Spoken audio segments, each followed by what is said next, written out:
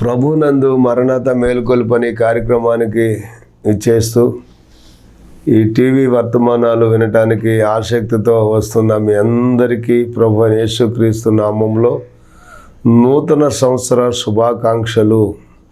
దేవుడు మిమ్ములను, మీ కుటుంబాలను, మీ పాడి పంటలను, మీ ఉద్యోగ వ్యాపారాలను దీవించి ఆశీర్వదించి, మీ చేతి కష్టార్జితమును ఆశీర్వదించి, ప్రతి విషయంలోనూ మీకు గొప్ప జయమిచ్చి ఆయురారోగ్యాలతో నింపి ఆశీర్వదించును గాక. ఆమెన్. కొత్త సంవత్సరంలోనికి ప్రవేశపడిన మనం కొత్త సంవత్సరం యొక్క ఆ యొక్క అనుభూతిని మనం అనుభవిస్తూ ఈ 2024వ సంవత్సరంలోనికి మనము అడుగుపెట్టి ప్రభు యొక్క ఆశీర్వాదాలు, దీవెనలు ఎన్నో పొందుకుంటూ ఉన్నాం. కాబట్టి భక్తుడైనటువంటి హబక్కుకు ఆయన తన లేఖనాల్లో ఏం చెప్తున్నారంటే, హబక్కుకు గ్రంథము 3వ అధ్యాయము 2వ వచనంలో ఆయన చెబుతున్న మాట ఏంటంటే, యెహోవా నిన్ను గూర్చిన వార్త విని నేను భయపడుచున్నాను. యెహోవా సంవత్సరములు జరుగుచుండగా నీ కార్యము నూతన పరుషము, సంవత్సరములు జరుగుచుండగా దానిని తెలియచేయము. కోపించుచునే వాత్సల్యమును జ్ఞాపకమునకు తెచ్చుకొనుము అని ప్రభు సన్నిధిలో హబక్కుకు ప్రార్థన చేస్తూ ఉన్నాడు. యెహోవా సంవత్సరములు జరుగుచుండగా నీ కార్యము నూతన పరుషము అని చెప్తున్నాడు. సంవత్సరములు జరుగుచుండగా దానిని నాకు తెలియచేయము. కోపించుచునే వాత్సల్యమును జ్ఞాపకమునకు తెచ్చుకొనుము అని దైవ సాన్నిధ్యములో భక్తుడు ఈ విధంగా ప్రభు దగ్గర ప్రార్థన చేస్తున్నట్లుగా మనం చూస్తూ ఉన్నాం. సంవత్సరాలు జరుగుతున్నాయి. ఆయన కార్యాలు మన పట్ల కూడా ఎంతో అద్భుతమైనటువంటి కార్యాలు జరుగుతూ ఉన్నాయి. ఆ కార్యాలతో దేవుడు మనలను సంతోషపరుస్తూ ఉన్నాడని ఇక్కడ భక్తుడైనటువంటి కీర్తనాకారుడు కూడా మాట్లాడుతున్నట్లుగా మనం చూస్తాం. 92వ కీర్తన 1వ వచనం దగ్గర మనం చదివితే, యెహోవాను స్తుతించుట మంచిది, మహోన్నతుడా నీ నామమును కీర్తించుట మంచిది.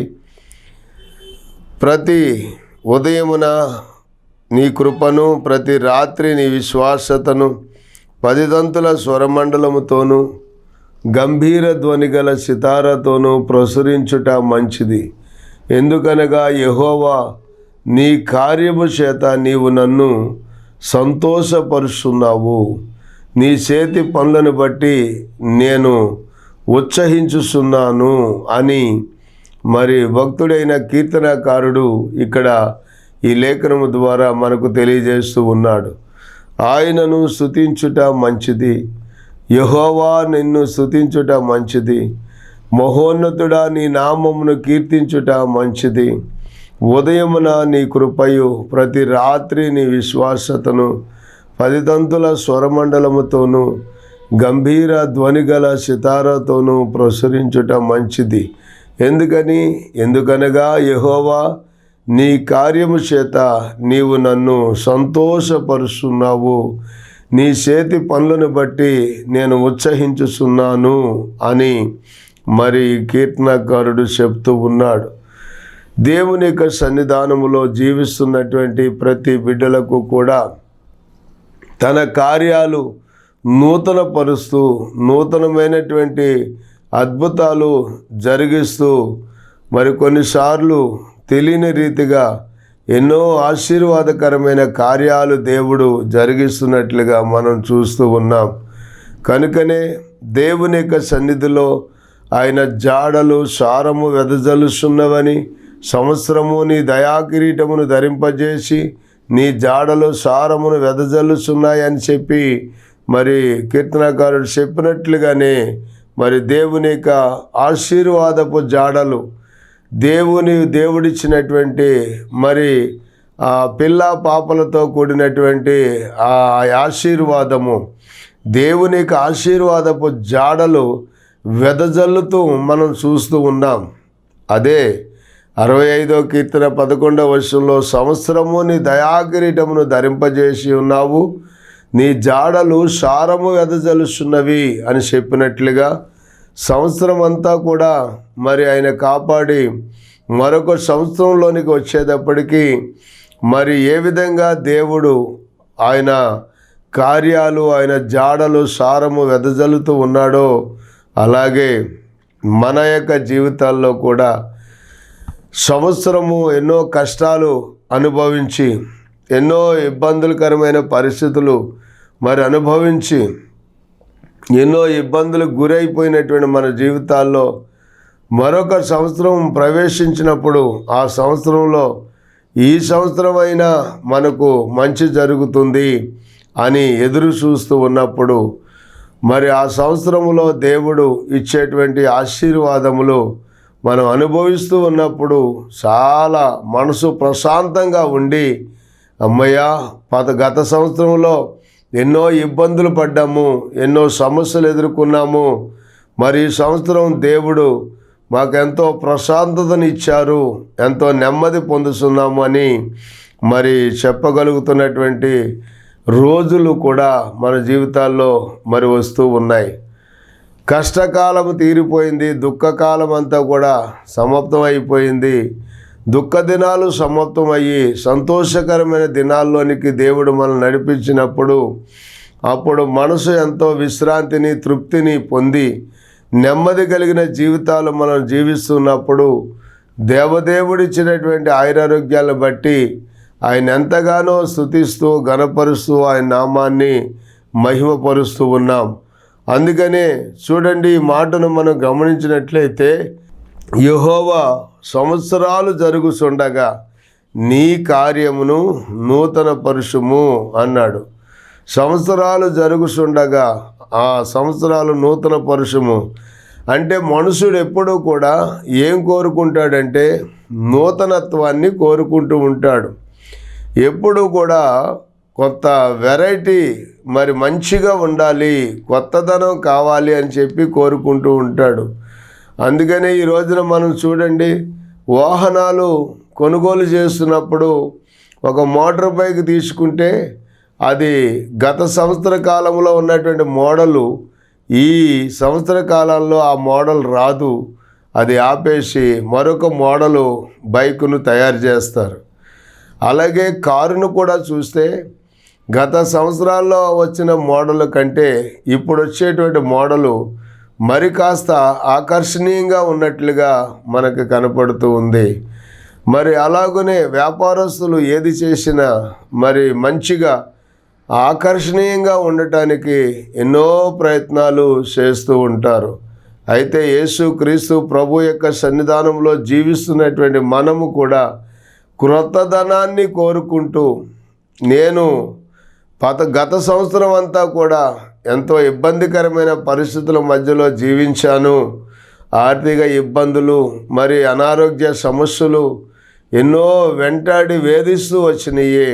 కానీ దేవుడా, ఈ సంవత్సరం 2024వ సంవత్సరంలో మాత్రం అలాంటి బాధలు నేను అనుభవించకూడదు, మరి అటువంటి కష్టాలన్నీ కూడా నా దృష్టికి మరుగు చేయండి ప్రభువా. మరి సంవత్సరాలు జరుగుతుండగా నీ కార్యాలు నా పట్ల నెరవేర్చమని ప్రభు సన్నిధిలో ప్రార్థన చేసిన ప్రతి ఒక్కరి జీవితాల్లో దేవుడు కార్యాలు నూతన పరుస్తూనే తన నామానికి మహిమార్థంగానే తన ప్రజలను ఆయన ఆశీర్వదించే దేవుడై ఉన్నాడు. 2022వ సంవత్సరంలో మరి గుంటూరు జిల్లా రేపల్లి మండలం బొబ్బర్లంక అనేటువంటి గ్రామం నుంచి తణుకు టి వేమవరం అనేటువంటి ప్రాంతానికి దేవుని యొక్క సువార్త నిమిత్తం వచ్చినటువంటి మేము దాదాపుగా 2002వ సంవత్సరం నుండి మరి 2003, 2004 సంవత్సరాలు 3 సంవత్సరాలు చాలా ఇబ్బందికరమైన పరిస్థితులు మరి ఎదుర్కోవటం జరిగింది. ఆ రోజుల్లో మరి విశ్వాసులు లేరు, సంఘం లేదు, సరైనటువంటి వసతి లేదు. మరి విశ్వాసులు లేనప్పుడు మరి ఆహారం లేదు, తినడానికి ఆహారం లేదు, కట్టడానికి వస్త్రాలు లేవు, ఉండటానికి నివాసాలు, సరైన నివాసాలు లేక చాలా ఇబ్బందులు పడుతూ వచ్చాం. అక్కడ నుండి దేవుని దర్శనం మేరకే మరి ప్రాంతానికి మేము వచ్చాము అని మేము అనుకుంటున్నప్పటికీ కూడా ఏ విధమైనటువంటి ఫలితాన్ని, ప్రయోజనాన్ని పొందలేకపోతున్నాం. మా బ్రతుకుల్లో చాలా నిరాశ ఎదురై ఆ రోజుల్లో చాలా మరి బాధపడుతూ కన్నీటితో ప్రభు సన్నిధిలో ప్రార్థన చేస్తూ వచ్చాం. 2004వ సంవత్సరం అక్టోబర్ నెలలో 21 రోజుల ఉపవాస ప్రార్థన ప్రారంభిస్తూ ఆ రోజుల్లో దేవుని సన్నిధిలో ఎంతో కన్నీరు కార్చి ప్రార్థన చేస్తూ వచ్చాము. ఏమనంటే, దేవుడు పంపించినటువంటి సేవ అయితే అది ఎంతో ఫలభరితంగా ఉంటుంది కదా. మరి నేను దేవుడు పంపిస్తే వచ్చానా లేక నా అంతటి నేనే వచ్చానా అని చెప్పి అనేక సార్లు ఇబ్బంది పడుతూ, ఏడుస్తూ, కన్నీరు కారుస్తూ ప్రభు సన్నిధిలో ప్రార్థన చేస్తూ వచ్చాం. నాకు జవాబు కావాలి ప్రభువా, నాకు జవాబు కావాలి, నీ కార్యము నా పట్ల నూతన పరచండి. సంవత్సరాలు జరుగుతున్నాయి కానీ అభివృద్ధి కనబడతలేదు. సంవత్సరాలు జరుగుతున్నాయి, నూతన ఆత్మల రక్షణ పొందటం లేదు. సంవత్సరాలు జరుగుతున్నాయి, కష్టపడుతున్నాం, ప్రయాసపడుతున్నాం, ఫలితాన్ని చూడలేకపోతున్నాం. ప్రభువా, నీ కార్యం నూతన పరచండి, నీ కార్యాలు నూతన పరచండి అని చెప్పి ప్రభు సన్నిధిలో ఎంతో భారముతో ప్రార్థించి 21 రోజుల ఉపవాస ప్రార్థన కోడికల్లో ప్రభువుని వేడుకుంటే ప్రభువు చక్కటి జవాబు ఇచ్చారు. మరి అది డిసెంబర్ 31 రాత్రి దేవుని సన్నిధిలో వాగ్దానాలు కార్డులు మేము తీస్తూ ఉంటాము. అది ఎవరు తీసుకుంటే వాళ్ళు ఆ వాగ్దానము తీసుకున్న వాళ్ళకి ఆ యొక్క వారి జీవితంలో ఆ సంవత్సరం అంతా కూడా వాగ్దానం ప్రకారంగానే దేవుడు అద్భుతం చేస్తాడు అనేటువంటి ఆ విశ్వాసము, నమ్మకముతో ఆ వాగ్దానాలు తీసుకుంటూ ఉంటాం. మరి అదేవిధంగా నేను కూడా వాగ్దానం తీసుకున్నప్పుడు ఆ వాగ్దానములో నేనేమని అడిగాను దేవుణ్ణి అంటే, నీవు పంపితే నేను వచ్చానా లేక నా అంతట నేనే వచ్చానా? ఈ కష్టాన్ని నేను చూడలేకపోతున్నాను, భరించలేకపోతున్నాను. 3 సంవత్సరాలు ఏమాత్రము కూడా ఫలితం లేనటువంటి సేవ చేస్తున్నాను. ఫలభరితం లేదు, ప్రయోజనం లేదు. ఎన్ని కష్టాలు, ఎన్ని అవమానాలు, ఆకలి దప్పులతో ఇబ్బంది పడుతూ ఉన్నాను అని చెప్పి ప్రభు సన్నిధిలో ప్రార్థన చేస్తూ ఉండగా ఆ 31 రాత్రి మరి వాగ్దానం తీసుకుంటే అందులో చక్కగా, సూటిగా, స్పష్టంగా దేవుడు మరి తన వాగ్దానంతో మాట్లాడుతూ వచ్చారు. దేవునికి స్తోత్రం. ఏమని అంటే, అది న్యాయాధిపతుల గ్రంథము 6వ అధ్యాయము 14వ వచనంలో ఉన్నది ఆ మాట. న్యాయాధిపతుల గ్రంథము 6వ అధ్యాయము 14వ వచనం ఏంటి అంటే, అంతటా యెహోవా అతని తట్టు తిరిగి బలము తెచ్చుకొని వెళ్ళి మిద్యానీయుల చేతిలో నుండి ఇశ్రాయేలీయులను రక్షింపుము, నిన్ను పంపిన వాడును నేనే అన్నాడు దేవుడు. దేవునికి స్తోత్రం. హల్లెలూయా. చూశారా ప్రియమైన దేవుని బిడ్డలారా, దేవుడు మాట్లాడతాడండి. దేవుడు మనతో మాట్లాడతాడు. హబక్కూకు చెప్తున్నాడు కదా, యెహోవా సంవత్సరాలు జరుగుచుండగా నీ కార్యములు నూతన పరుషము దేవా, కోపించుచునే వాత్సల్యమును బయలుపరచమని చెప్పి, కనపరచమని చెప్పి ప్రార్థన చేశాడు. అలాగనే ఒకవేళ ఇప్పుడు ఈ 2023వ సంవత్సరం అంతా కూడా నువ్వెన్నో ఇబ్బందులు పడుతున్నావేమో, కష్టాలు పడుతున్నావేమో, శ్రమలు అనుభవిస్తున్నావేమో, 2024వ సంవత్సరంలో నీ జీవితంలో, నీ కుటుంబంలో దేవుడు ఒక నూతనమైన కార్యము జరిగించునుగాక. ఆయన అద్భుతాలు చేసే దేవుడు, ఆశ్చర్య కార్యాలు చేసే దేవుడు అనటానికి ఇదిగో చూడండి, నేను 3 సంవత్సరాలు చాలా ఇబ్బందులు పడ్డాను, కష్టాలు పడ్డాను, శ్రమలు అనుభవించాను. ఎన్నో ఇబ్బందికరమైన పరిస్థితుల మధ్యలో తినటానికి తిండి లేక, కట్టడానికి వస్త్రాలు లేక, ఉండటానికి సరైన నివాసం లేక ఎన్నో బాధలు పడుతూ, నిందలు అవమానాలు భరిస్తూ, మరి నిజంగా నా భార్య నేను కూడా పొద్దుట ఒక కూర వండుకుంటే అది సాయంకాలం కూడా అదే వేసుకుని ఆ విధంగా గడిపేవాళ్ళం. కొన్నాళ్ళైతే చాలా ఇబ్బంది పడుతూనే అలాగే బ్రతుకు దినాలు గడుపుతూ వచ్చాం. బిడ్డలారా, మీరు గమనించండి, ఎప్పుడైతే దేవుడి వాగ్దానం ఇచ్చాడో, నిన్ను పంపిన వాడును నేనే, నీవు వెళ్ళి ఇక్కడ గిద్యోనుతో చెప్పాడు, మిద్యానీయుల చేతిలో నుండి ఇశ్రాయేలు ప్రజలను విడిపించు అని చెప్పిన మాట, అక్కడ సాతాను యొక్క బంధకాల్లో బంధించబడినటువంటి ప్రజలను నువ్వు విడిపించు, నిన్ను పంపిన వాడును నేనే అని దేవుడు మరి ఆ వాగ్దానం ఇచ్చి నన్ను బలపరిచినప్పుడు నాకు చాలా బలం వచ్చేసింది. డైరెక్ట్గా దేవుడే నాతో మాట్లాడి, నిన్ను పంపిన వాడును నేనే, భయపడకు, ధైర్యంగా సేవ చేయని చెప్పినట్లుగా ఆ మాట నేను తీసుకుని మరి ప్రార్థన చేసినప్పుడు ఆ సంవత్సరం నుండే దేవుని యొక్క ఆశీర్వాదం అనేది సంఘములో, సేవలో దేవుడు ఆశీర్వదించడం మొదలుపెట్టాడు. దేవునికి మహిమ కలుగును గాక. నిజముగా అప్పటి వరకు ఎన్నో ఇబ్బందులు పడినటువంటి మేము, ఎన్నో సమస్యలు ఎదుర్కొన్నటువంటి మేము నిజంగా ఆ యొక్క వాగ్దానం ఎప్పుడైతే దేవుడు మాకు ఇచ్చాడో, ఆ వాగ్దానము పొందిన తరువాత దేవుని యొక్క సన్నిధానంలో మరి నిజంగా ఎంత ఆశీర్వాదమో మేము అనుభవించాము అని మేము ఆలోచన చేస్తే, దేవుని యొక్క సన్నిధానములో అద్భుతమైనటువంటి దీవెనలు మందిరములోనికి, సంఘములోనికి, సేవలోనికి ఎలా వచ్చినాయి అంటే, మరి చూసినప్పుడు ఈ లేఖనాలు మనం గమనిస్తే 2 దినవృత్తాంతాల గ్రంథము 31వ అధ్యాయములో చూసినప్పుడు హిజ్కియా ఏ విధంగా అయితే ఆ ప్రజలకు ఆజ్ఞాపించినప్పుడు చూడండి, 5వ వచనం, అది 31వ అధ్యాయం 5వ వచనం చదివితే, ఆ ఆజ్ఞ వెల్లడి అగుట తోడనే ఇశ్రాయేలీలు ప్రథమ ఫలాలైన ధాన్య ద్రాక్షారసములను, నూనెను, తేనెను, సస్య ఫలములను విస్తారముగా తీసుకుని వచ్చిరి. సమస్తమైన వాటిలో నుండి 10వ వంతులను విస్తారముగా తీసుకుని వచ్చిరి. యోధా పట్టణములలో కాపురం ఉన్న ఇశ్రాయేలు వారును, యోధా వారును ఎద్దులలోను, గొర్రెలలోను 10వ వంతును తమ దేవుడైన యెహోవాకు ప్రతిష్ఠితములైన వస్తువులలో 10వ వంతును తీసుకొని వచ్చి కుప్పలుగా కూర్చిరి. దేవునికి స్తోత్రం, హల్లెలూయా. చూశారండి, కుప్పలుగా కూర్చారు అని చెప్పి రాయబడి ఉంది. మరి అలాగనే వారు 3వ మాసమందు కుప్పలు వేయని ఆరంభించి 7వ మాసమందు ముగించిరి. హిజ్కియాను అధిపతులను వచ్చి ఆ కుప్పలను చూసి యెహోవాను స్తుతించి ఆయన జనులైన ఇశ్రాయేలులను దీవించిరి.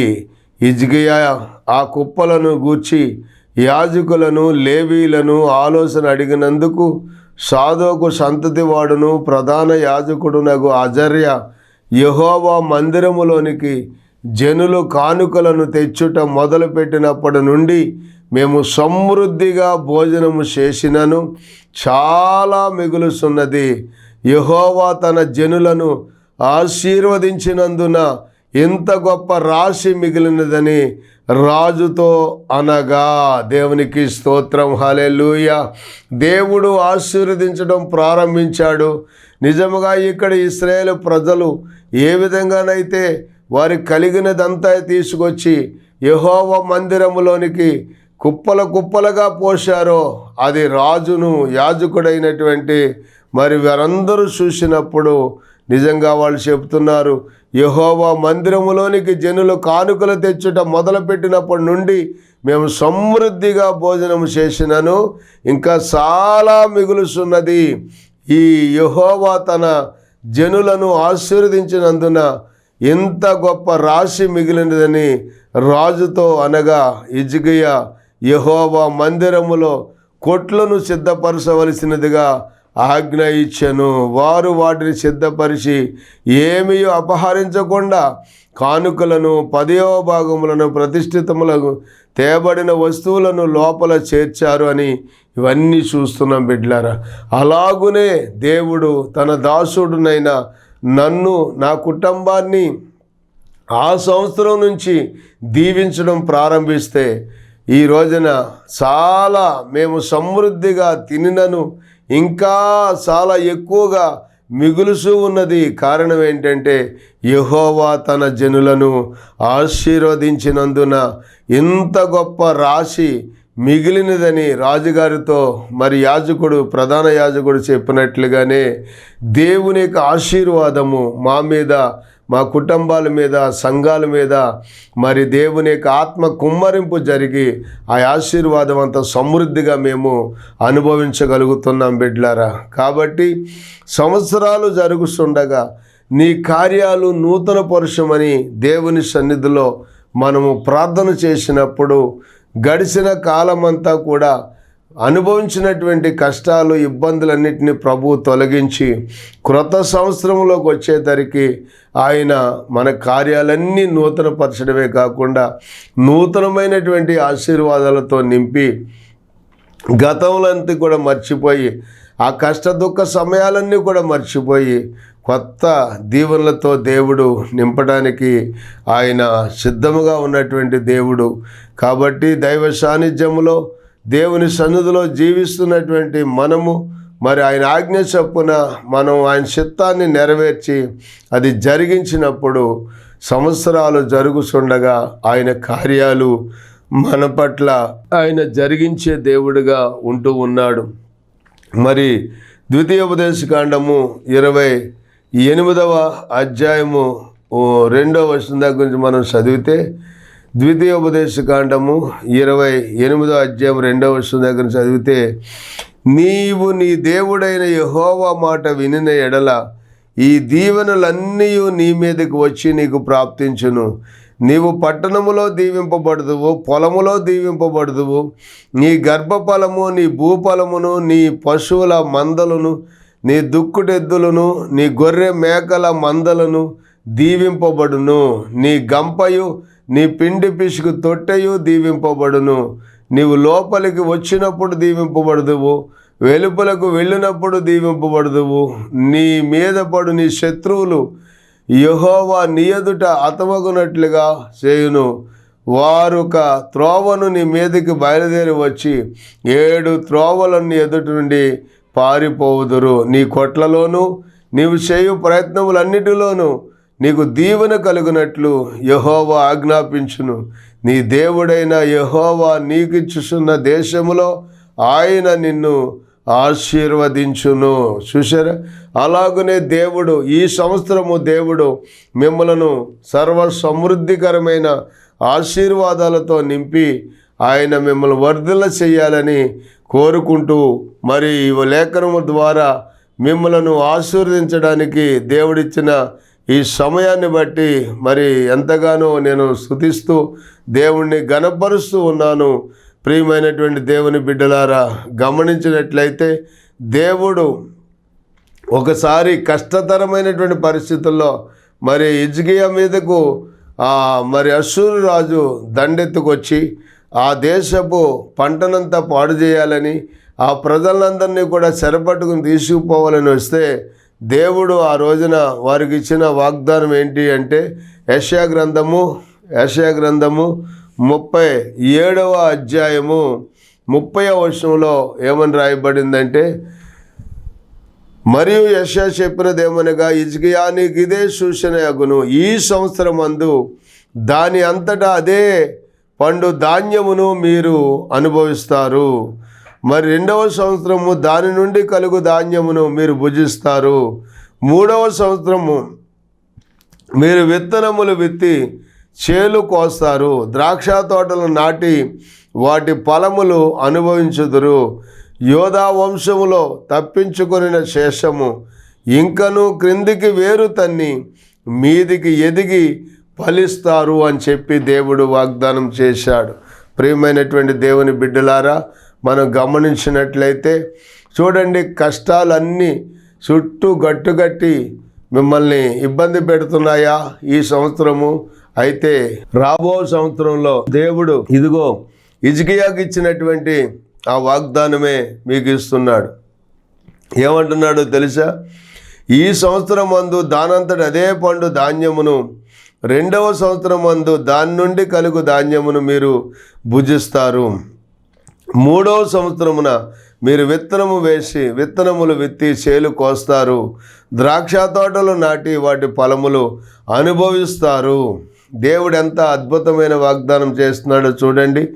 ఆ విధముగా నీవు ఏ విషయములను కూడా నువ్వు సిగ్గుపడకుండా, భయపడకుండా, దేవుడు నిన్ను ఆశీర్వదిస్తాడనే నిరీక్షణ కలిగి నమ్మకముతో విశ్వాసముతో ముందుకు సాగిపోయినట్లయితే దేవుని యొక్క ఆశీర్వాదము నీ మీదను, నీ కుటుంబం మీదను, నీ పిల్లల మీదను, మరి నీ సంఘం మీదను, నువ్వు చేస్తున్న సేవ అంతటి మీదను దేవుడు ఆశీర్వదించి గొప్ప కార్యాలు జరిగించి తన నామానికి మహిమార్థంగా నిన్ను నీ కుటుంబాన్ని ఆయన దీవించి ఆశీర్వదించునుగాక.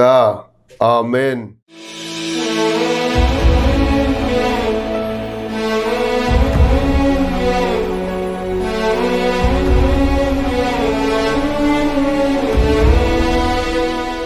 తండ్రి, ఈ దినమున ఈ వర్తమానము వినుసున్న నీ బిడ్డలను ఆశీర్వదించండి నాయనా. ఇదిగో ప్రభువా, సంవత్సరములు జరుగుతుండగా నీ కార్యములు నూతనపరచమని నాయన హబక్కూకు ప్రవక్త నీ సన్నిధిలో ప్రార్థన చేస్తూ ఉన్నారు. మరి ఆ బిడ్డ నాయన తండ్రి మీ స్తోత్రాలు, చేసిన ప్రార్థనలు ఆలకించి నాయన దేశానికే నూతనమైన కార్యాలు జరిగిస్తూ వచ్చారు. అలాగే నాయన మా జీవితాల్లో కూడా ఎన్నో మేలైన దీవెనకరమైన కార్యాలు మీరు జరిగించారు నాయన. ఈ వాక్యం వింటున్న బిడ్డలు, వర్తమానం వింటున్న బిడ్డలని అయ్యా దీన్ని టెలికాస్ట్ చేసి ప్రజలకు అందిస్తున్న అయ్యా నీ యొక్క దాసులు టీవీ నాయన కార్యక్రమాలు జరిపిస్తున్న వారిని, వారి కుటుంబాలను కూడా మీరు ఆశీర్వదించి అయ్యా ఈ సంవత్సరము 2024 సంవత్సరంలో అద్భుతమైన దీవులతో మీరు నింపండి నాయన. నీ కృపాక్షేమాలే మా వెంట రానివ్వండి, సమృద్ధి దీవులతో నింపండి. యేసు నామములో ప్రార్థించి వేడుకొనిస్తున్నాం పరమ తండ్రి. ఆమెన్. దేవునికి స్తోత్రాలు. మీ అందరికీ వందనాలు. దేవుడు మిమ్మల్ని దీవించునుగాక. ఆమెన్.